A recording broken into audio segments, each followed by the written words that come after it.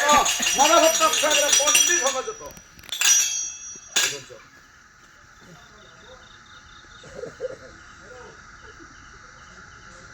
ৰানী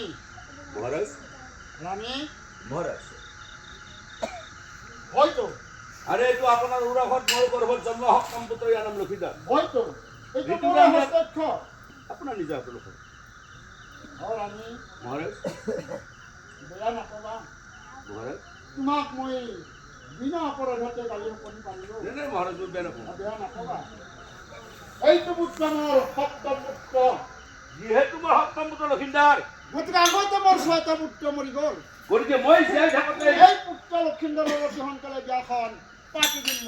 মই জীয়াই থাকোঁতে যদি বিয়াখন পাতি নিদিওঁ তেতিয়াহ'লে ইয়াৰ হয়তো বিয়া নহ'ব পাৰে গতিকে মই থাকোঁতে ইয়াৰ বিয়া ধুমধামেৰে মই পাতি দিম পাঁচ কল পাতি একেবাৰে একেবাৰে বিয়া পাতি দিম